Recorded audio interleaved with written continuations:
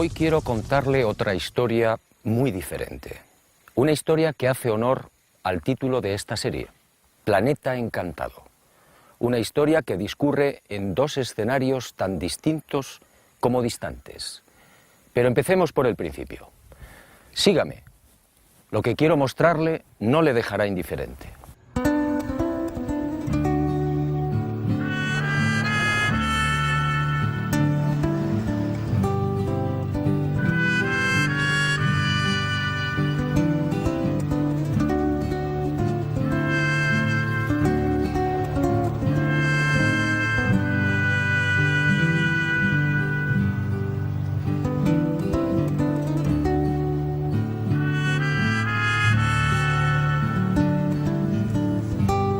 Supe de este nuevo misterio hace muchos años, y como otros quedó dormido en mis archivos hasta que el destino dio la orden.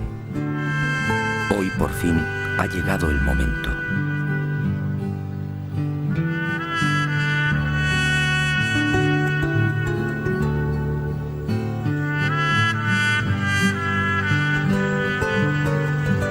Nuestro objetivo en esta primera parte de la historia fue la bella y escondida Sierra de Ameca, en las proximidades de Ahualulco de Mercado, un apacible y sencillo pueblo minero del estado mexicano de Jalisco.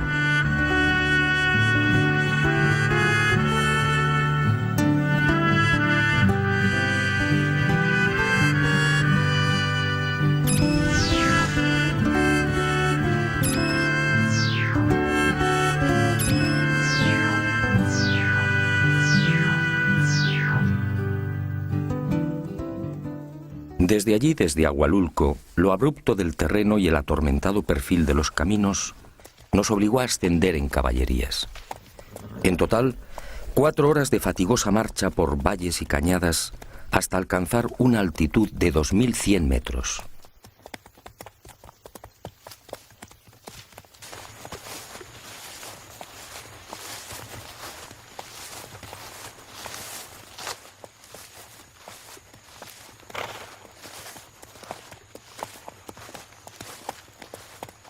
Pero el esfuerzo mereció la pena.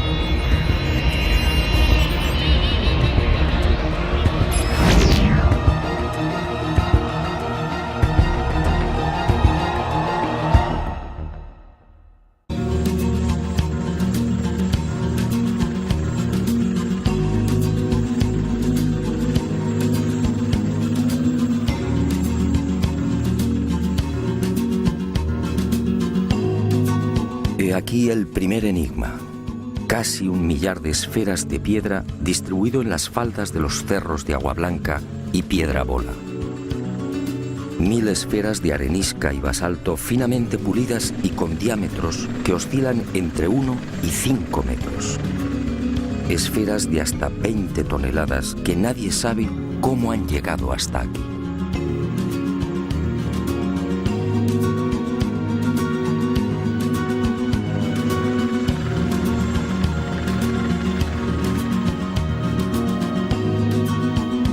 Muchas se presentan semienterradas o escondidas entre los apretados bosques de pinos y encinas. Bosques solitarios a 9 kilómetros de Ahualulco, en los que gobiernan el puma, la serpiente de cascabel y el silencio.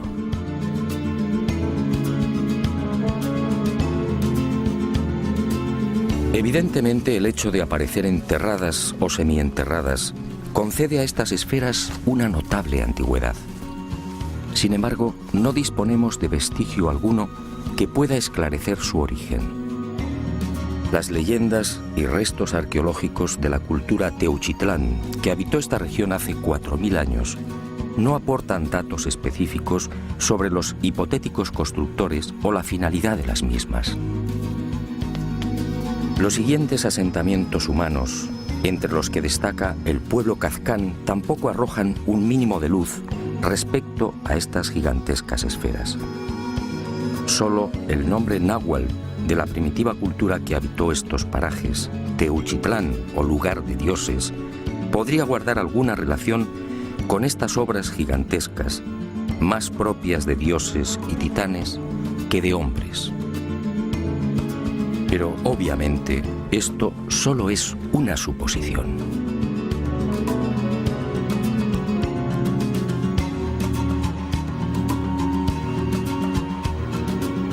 Durante la conquista, ninguno de los españoles hace mención de estas asombrosas y desconcertantes bolas, como las llaman los nativos. En 1524, el poblado de Ahualulco fue conquistado por Cortés de San Buenaventura. Pero las esferas no aparecen en las crónicas. Y aunque resulte extraño, tampoco Cristóbal de Oñate se refiere a ellas cuando en 1547 descubre las ricas minas de hierro, oro y plata de esta región. ¿Cómo llegaron estas inmensas moles hasta lo alto de las laderas a 1400 y 2000 metros de altitud?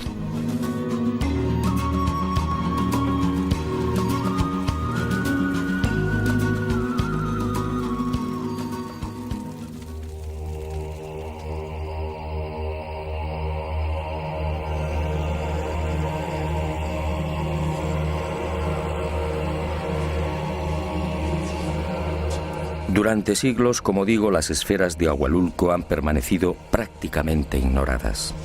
Solo los nativos sabían de su existencia.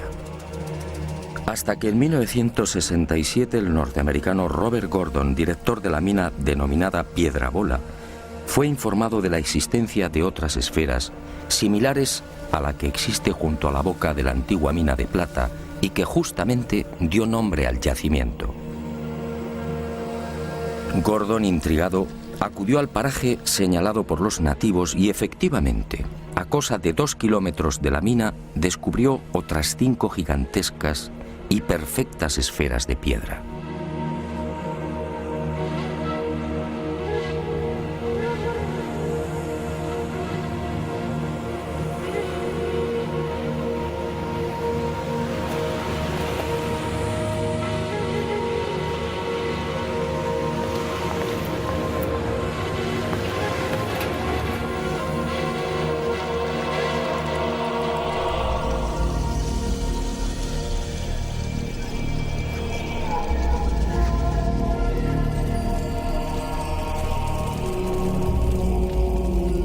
El hallazgo de Gordon fue el principio de una larga cadena de nuevos descubrimientos. El norteamericano envió unas fotografías de las esferas al arqueólogo Matthew Stirling y en diciembre de ese mismo año de 1967 se iniciaron las primeras excavaciones oficiales.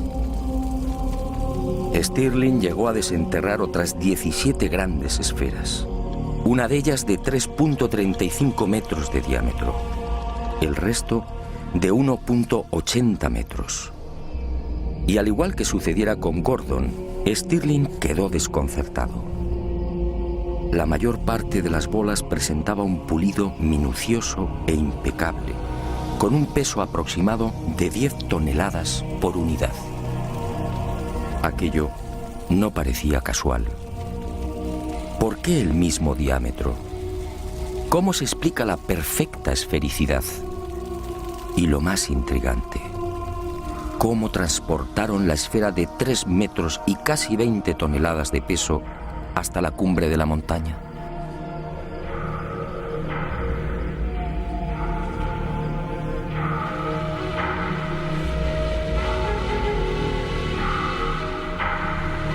Tras estos hallazgos, el misterio de las esferas de la Sierra de Ameca se enredó mucho más.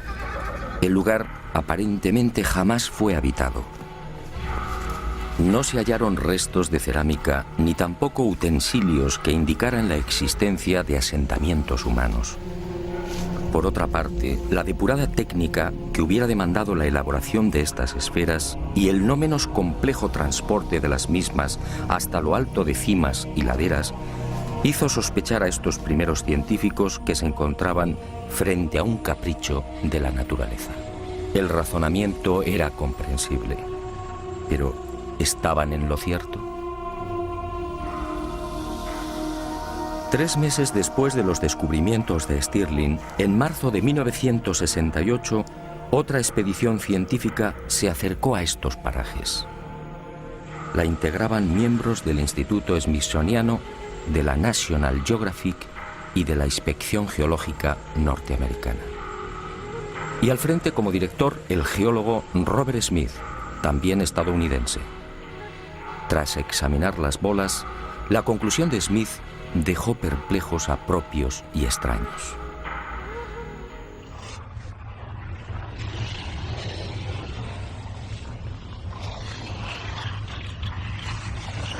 Las esferas mexicanas, aseguró el geólogo norteamericano, están formadas por un cristal volcánico llamado obsidiana.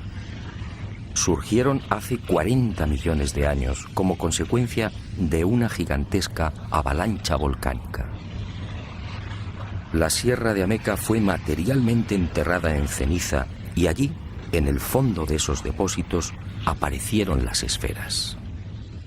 Según Smith, a temperaturas que oscilaron entre 540 y 760 grados Celsius, esas cenizas se fundieron, cristalizando por enfriamiento y progresando en frentes esféricos.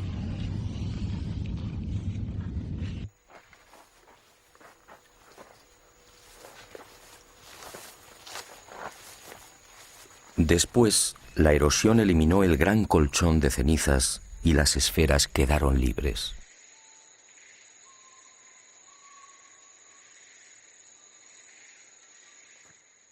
Y digo que el veredicto del geólogo norteamericano dejó perplejos a propios y extraños porque sencillamente no resolvía la totalidad del misterio.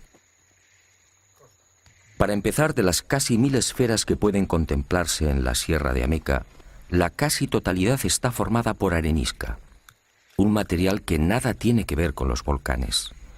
Solo un pequeño porcentaje está integrado por basalto. En cuanto a la obsidiana, ni rastro. ¿Qué ocurrió con estas moles?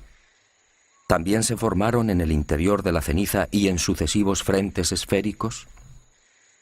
Para la mayoría de los expertos en petrología, esta posibilidad es altamente dudosa. En cuanto al hecho incuestionable de la similitud en los diámetros de muchas de estas bolas, 1.80 metros, el señor Smith naturalmente guardó silencio. Ningún científico serio admite hoy que esta casualidad sea obra de la naturaleza. ¿O no fue una casualidad? A esta versión supuestamente científica se sumó después otra explicación aportada por algunos vulcanólogos. Para estos, las esferas de Ahualulco tienen un origen muy distinto al propiciado por Smith. No serían otra cosa que tobas o piedras volcánicas expulsadas entre gases, fuego, columnas de lava y otros materiales piroclásticos. Estas bombas volcánicas, dicen, adoptaron la forma esférica en ese violento proceso de expulsión, redondeándose en el aire.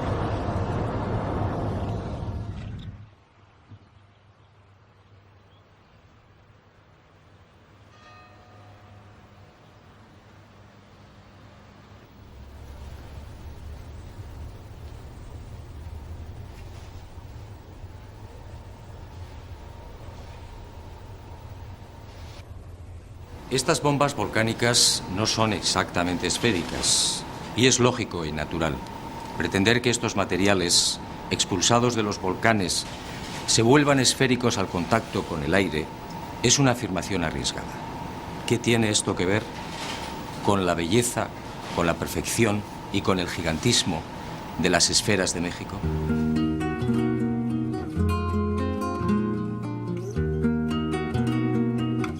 Las tobas volcánicas, además, son rocas ligeras, de consistencia porosa y formadas por la acumulación de cenizas y otros elementos volcánicos muy pequeños. ¿Qué tiene esto que ver con las masas pétreas de 10 y 20 toneladas de la Sierra de Ameca? Incluso aceptando la remota posibilidad de que estas bombas volcánicas se vuelvan esféricas al contacto con el aire, ¿en qué cabeza cabe que puedan conservar la esfericidad al chocar con un manto de lava o de ceniza? Definitivamente las explicaciones de geólogos y vulcanólogos no son consistentes. Algo falla. El supuesto origen natural de las bolas aparece drásticamente enfrentado con la naturaleza de las mismas, con las dimensiones y, sobre todo, con la milimétrica perfección del pulido. Pero hay más. Si echamos un vistazo a la nación mexicana, observaremos que se trata de un país eminentemente volcánico. En estos momentos, según el Catálogo Mundial de Volcanes Activos, México reúne un total de 14, con la calificación de peligrosos. Pues bien, si las esferas de Agualulco fueran el resultado de los fenómenos eruptivos ya mencionados, ¿por qué aparecen únicamente en este lugar del estado de Jalisco? Solo en el llamado eje volcánico mexicano, con una longitud aproximada de 1000 kilómetros, se contabilizan miles de volcanes apagados. Lo lógico es que este tipo de bolas se encontrara repartido en numerosos puntos de dicho eje. Pero no es así. Esta increíble acumulación de casi 1000 esferas solo se da en la referida Sierra de Ameca. Algunos vulcanólogos pretenden justificar la existencia de las esferas por las erupciones acaecidas en la Edad Media y señalan a 3 volcanes como responsables directos: el Ceboruco en el estado de Nayarit, el Volcán de Fuego y su vecino el Nevado, ambos en las proximidades de la ciudad de Colima. El Ceboruco, en efecto, entró en erupción en 1542 y 1567. En cuanto a los de Colima, del Nevado se sabe que entró en actividad en 1560. Pero los ardientes flujos no fueron más allá de los 10 kilómetros. Si tenemos en cuenta que Agualulco y la Sierra de Ameca se encuentran a 100 kilómetros del Ceboruco y a 140 de Colima, la pretensión de los vulcanólogos no se sostiene.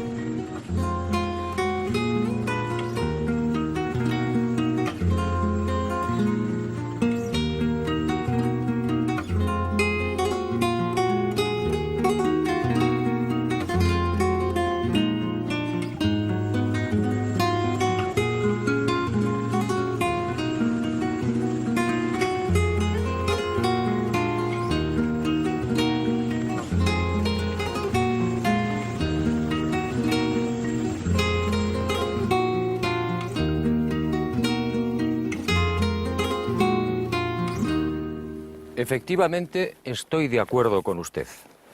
Después de recorrer la Sierra de Ameca y contemplar estas esferas, cuesta trabajo imaginar que semejantes moles son un capricho de la naturaleza. La periodista mexicana Virginia Sendel escribe, y con razón, son demasiado perfectas, demasiado bellas. Los científicos, una vez más, han intentado descafeinar la realidad, pero la historia no ha terminado. Sígame. Estoy seguro que lo que queda por ver le sorprenderá de nuevo.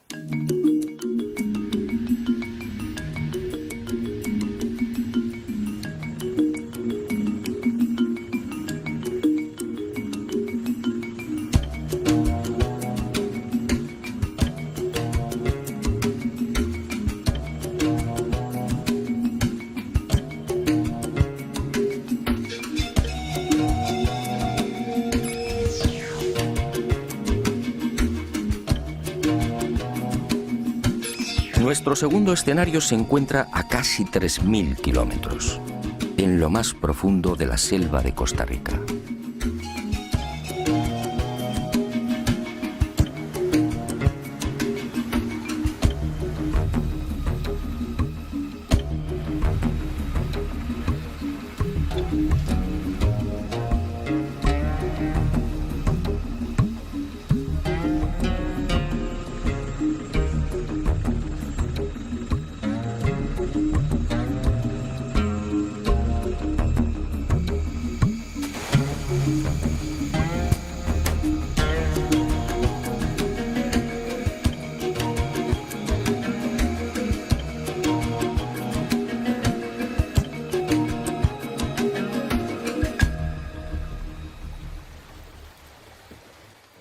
Parece mágico, pero aquí en plena jungla, al sur de Costa Rica, nos aguarda una segunda parte del oscuro enigma de las esferas de piedra.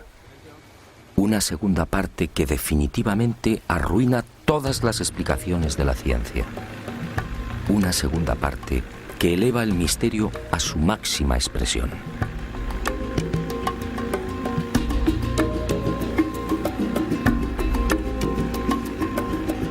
Nuestro primer objetivo exige cruzar buena parte del delta del Diquis y la enmarañada y peligrosa jungla por la que discurre el río Sierpe. Una jungla pantanosa, infectada de caimanes, serpientes y, lo que es peor, de mortíferas nubes de mosquitos.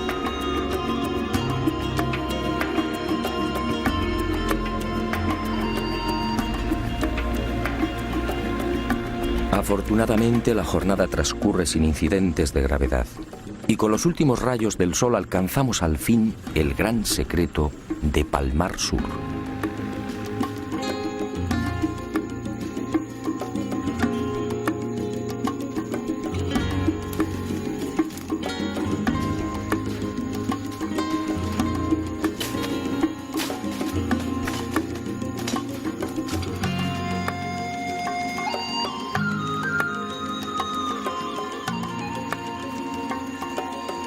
Decenas de esferas de piedra prácticamente gemelas a las de Ahualulco.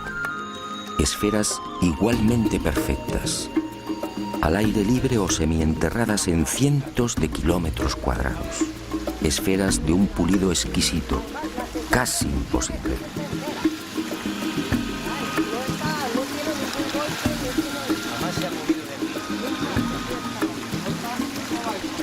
Esferas de 2 y 3 metros de diámetro, de hasta 16 toneladas de peso. 40, 45 más 60 aproximadamente.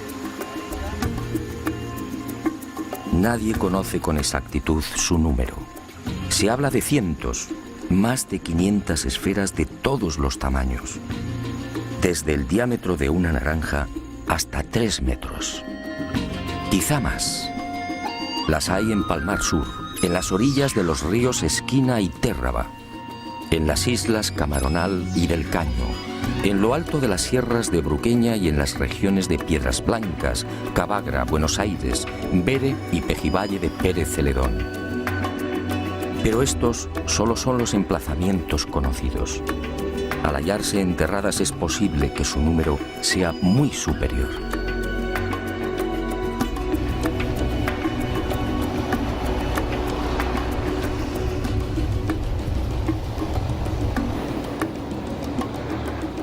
Como en el caso de México, los nativos conocían su existencia desde mucho antes de la llegada de los conquistadores españoles.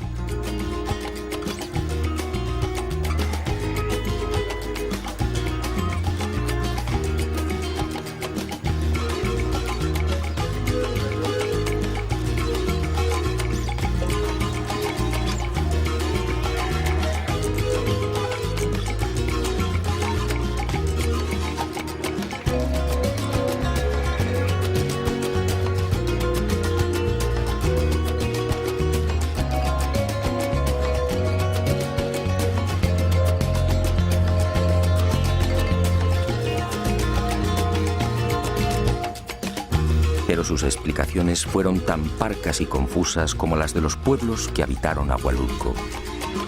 Todos se limitaron a señalar al cielo, asegurando que las esferas eran obra de los dioses.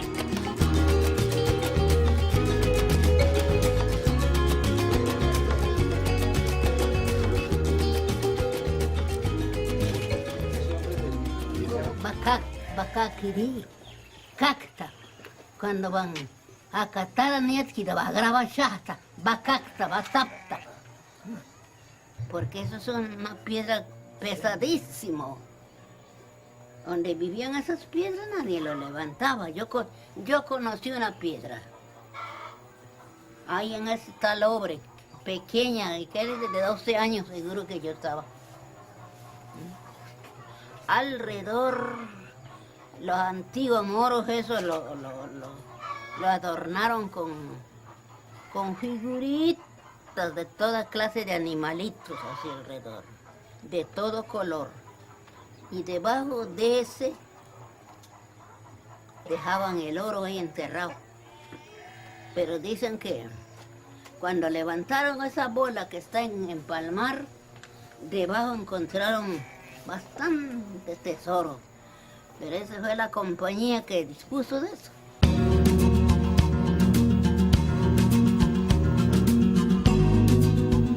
Fue a partir de 1930 cuando los arqueólogos tomaron contacto por primera vez con este fascinante enigma.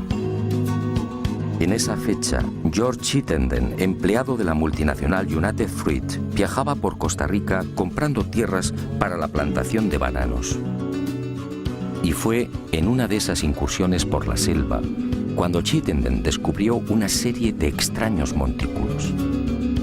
Y sobre ellos, las formidables esferas de piedra. A su regreso a San José, informó a la doctora Doris Stone.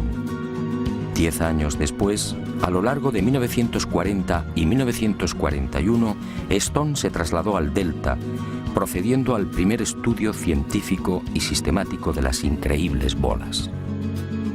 Las examinó, levantó mapas y tuvo el acierto de situar la ubicación original de 5 grupos con un total de 44 esferas. Y descubrió también otros ejemplares en las proximidades del pueblo de Ubita y en las orillas del río Esquina. En 1943 publicaría un primer trabajo que, lógicamente, llamó la atención de otros investigadores. Entre estos destacaron Mason y Samuel Lothrop, de la Universidad de Harvard. Ambos se adentraron también en las selvas y ríos de Costa Rica con el loable afán de desentrañar el singular misterio. Pero tropezaron con un grave obstáculo. Lamentablemente, la compañía frutera norteamericana ignoró el indudable interés arqueológico de las esferas. Y con una absoluta falta de escrúpulos, anteponiendo el dólar a la cultura, removió tierras y cauces, destruyendo muchos de los ejemplares o cambiándolos de ubicación. Para colmo de males, otras esferas fueron igualmente removidas de sus emplazamientos originales y trasladadas a cientos de kilómetros. Y hoy adornan casas y jardines particulares, así como parques públicos, bancos y edificios oficiales.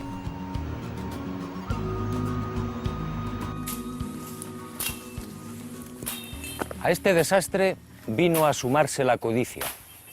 Al igual que sucediera en el municipio mexicano de Agualulco, el descubrimiento de las esferas de Costa Rica terminó provocando el nacimiento de un rumor tan absurdo como lamentable. En el interior, dice la creencia popular, se esconden grandes cantidades de oro y piedras preciosas. Y muchas de ellas, como esta, fueron quebradas o dinamitadas.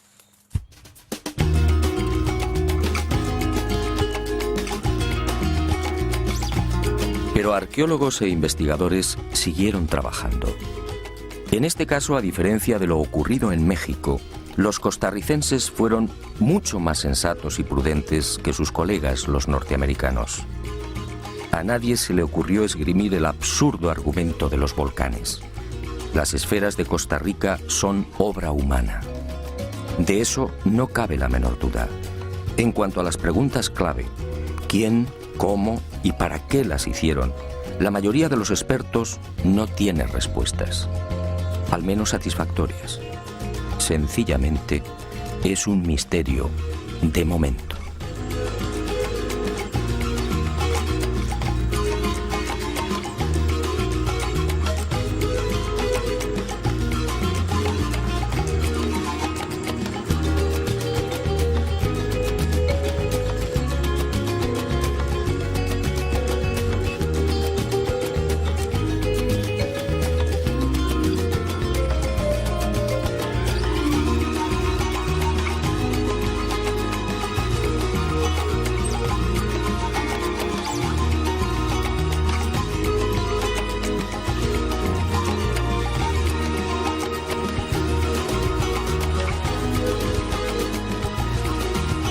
Y el misterio de las esferas se complica un poco más cuando uno desembarca en la paradisíaca isla del Caño, al oeste de Costa Rica.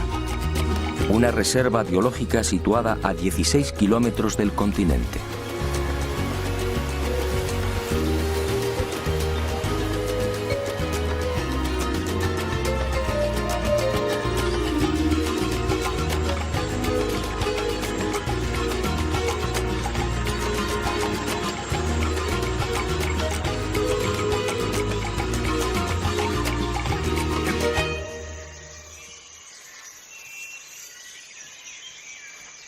En este lugar fueron descubiertas unas 10 esferas.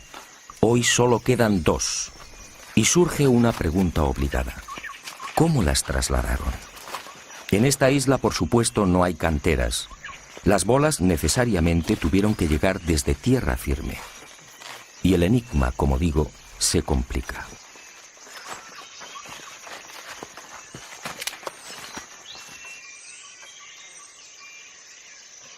Según los especialistas, para labrar una bola de 1 metro de diámetro, sería preciso un bloque de 9 toneladas. ¿Cómo se las ingeniaron los constructores para transportar semejantes moles a través del océano? ¿En qué clase de embarcaciones? ¿Qué tipo de navío podría soportar una carga semejante?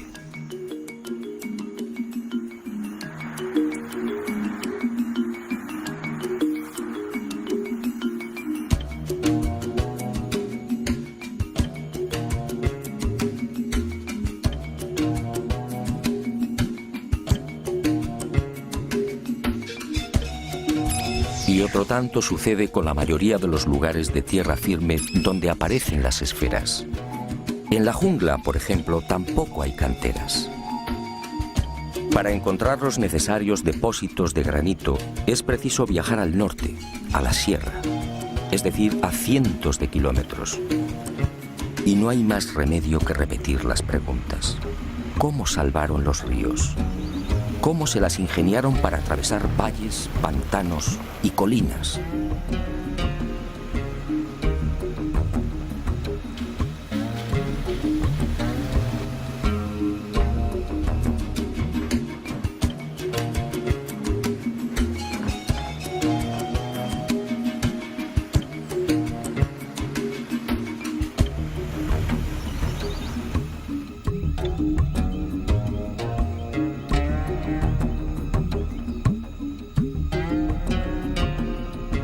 Si las esferas eran labradas en los puntos donde han aparecido, ¿cómo se las arreglaban para tirar de bloques tan gigantescos? En el caso de las más grandes, de 2,5 metros de diámetro, los bloques de granito de las que debían ser extraídas podían superar las 24 toneladas. Naturalmente, el asombroso pulido y la perfecta esfericidad de estas bolas son un capítulo aparte. En este lugar, a más de 100 kilómetros de las canteras, pudimos hallar otros 5 ejemplares. Lamentablemente también habían sido removidos de su emplazamiento original. Pero el pueblo al menos ha sabido conservarlos. Al llevar a cabo las correspondientes mediciones, quedamos perplejos. Las 5 presentaban la misma circunferencia.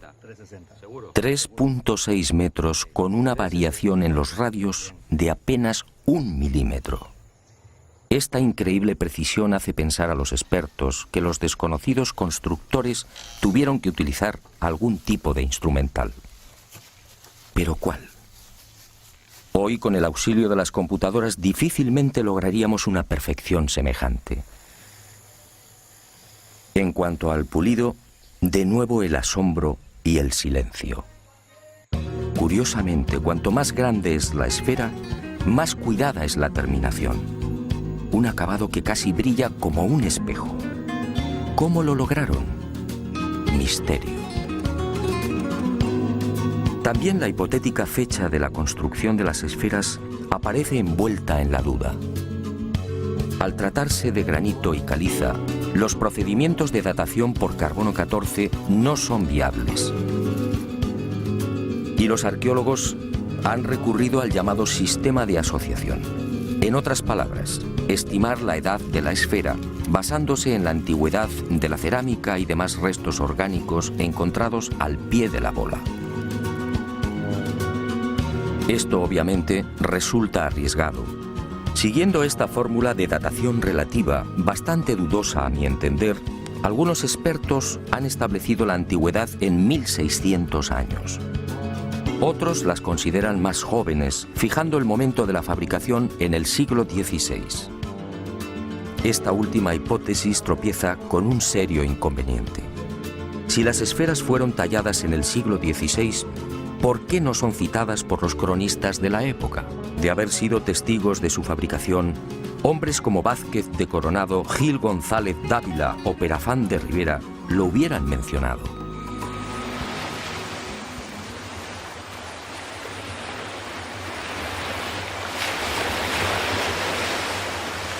Para algunos investigadores más osados que la arqueología tradicional, estas esferas podrían tener entre 2000 y 3000 años como mínimo. Y fundamentan su razonamiento en el interesante proceso de hundimiento de las mismas. Muchas de ellas, de 2 y 3 metros de diámetro, se encuentran prácticamente enterradas o semienterradas.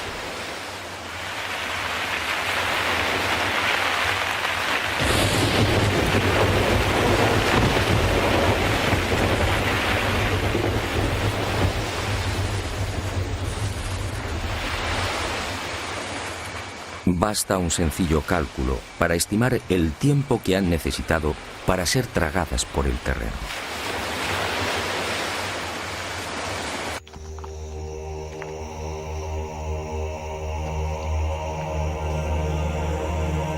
Sea como fuere, lo que parece cierto es que estas magníficas y colosales esferas fueron construidas mucho antes de la llegada de Colón. ¿Pero para qué? ¿Cuál pudo ser su finalidad? Sobre este importante capítulo, la disparidad de criterios es todavía mayor. Hay quien asegura que estas esferas venían a demostrar el grado de poder e influencia de los caciques. Si esto fuera así, cuanto más grande y más perfecta, más notable sería el dominio del rey de turno. La teoría, sin embargo, no termina de convencer.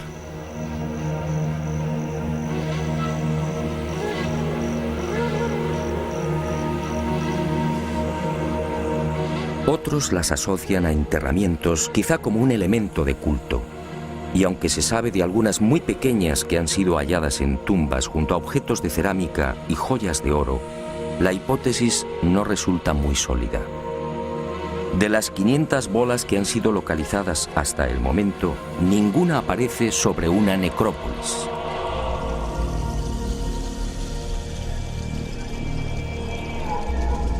Cabe pensar, por tanto, que las 2 esferitas descubiertas en tumbas fueran únicamente una posesión personal del difunto.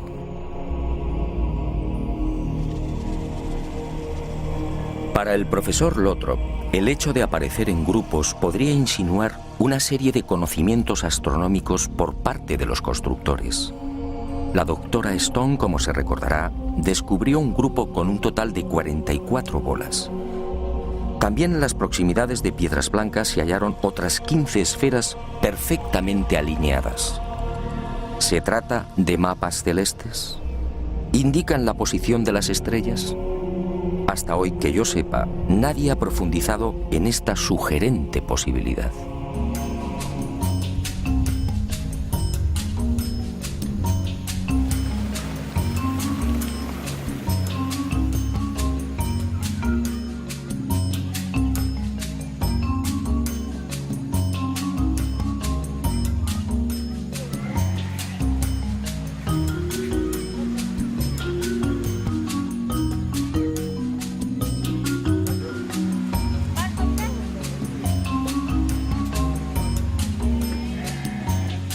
Algunos nativos a quienes consulté me hablaron de algo mucho más fantástico. Según la tradición heredada de sus ancestros, estas esferas son poderosos centros de energía. Una especie de focos que irradian fuerza y bienestar y que afectan a la vitalidad y salud de personas, animales y plantas. De hecho, dicen, los vegetales que crecen en el entorno lo hacen siempre con mayor exuberancia y agresividad que los ubicados a mayor distancia. Hablan con razón, sí, pero esa misteriosa energía no tiene nada de sobrenatural. Los materiales que forman las esferas, en especial el gabro y la granodiorita, contienen un elevado índice de magnetita. Y es justamente esta mena esencial del hierro la que atrae los metales y despliega la supuestamente fantástica energía benéfica. Y en este laberinto de posibles explicaciones nació también otra hipótesis contemplada con escepticismo por la ciencia oficial. Basándose en los planos levantados por Stone y Lothrop, el reconocido sociólogo Ivar Zapp asegura que las alineaciones de esferas son en realidad una biblioteca náutica, es decir, la señalización de rumbos marinos. Tomando uno de estos mapas, Ivar verificó que dos de las esferas apuntan hacia los rumbos 19 y 199 grados respectivamente. Este último pasa sobre la isla del Coco en Costa Rica, el archipiélago de las Galápagos y finalmente desemboca en la isla de Pascua. Al someter el citado rumbo a la computadora de vuelo de un avión, el ingeniero comprobó con asombro la impecable exactitud del destino nacido de ambas esferas. En un trayecto de 7.000 kilómetros, el desvío de un supuesto navegante que hubiera seguido esa alineación habría sido de apenas 70 kilómetros.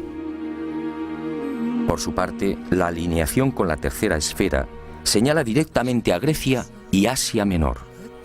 ¿Casualidad? ¿Qué hay de cierto en la hipótesis de Ivar Zapp? Los científicos, con razón, desconfiaron del hallazgo de Zapp. La mayor parte de las esferas, como fue dicho, ha sido removida. Esto hace poco menos que imposible la constatación de los supuestos rumbos marinos. En cuanto a la sorprendente alineación que une Costa Rica con la isla de Pascua, el asunto tampoco mereció mayor consideración por parte de la ciencia. La verdad es que la proximidad de dos o tres esferas puede sugerir infinitos rumbos. Y otra por aquí. Hay una aquí y...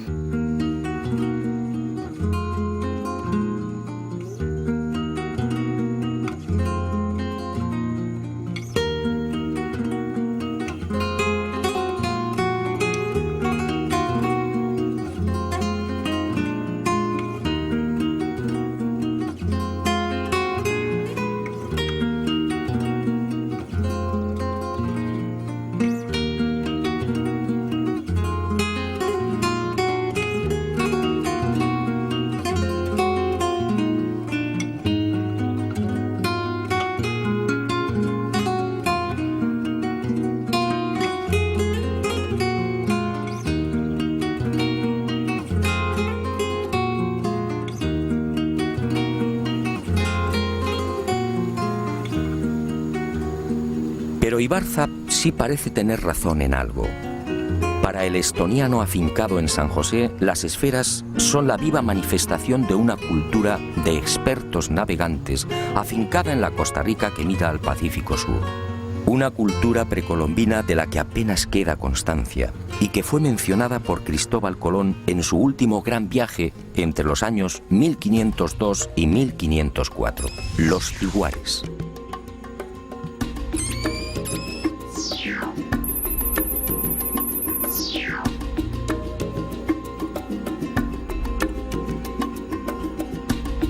En una carta dirigida a los reyes católicos, Colón manifiesta que los tiguares eran gentes ricas, con navíos, espadas y corazas.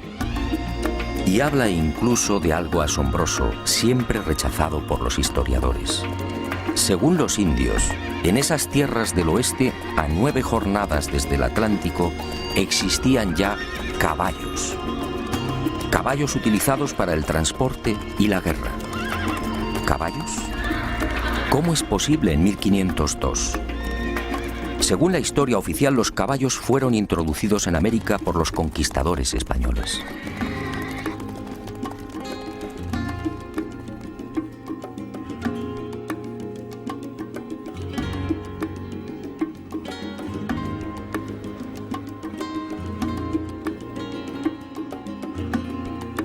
¿Navíos?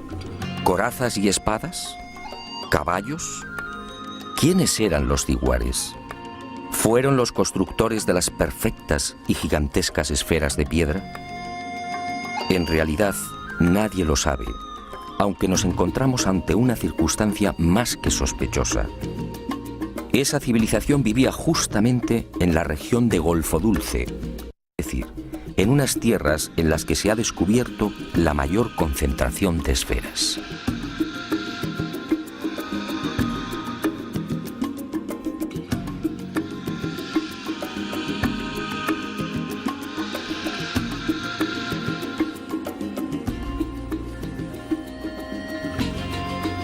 En este sentido, la arqueología oficial de Costa Rica parece estar de acuerdo.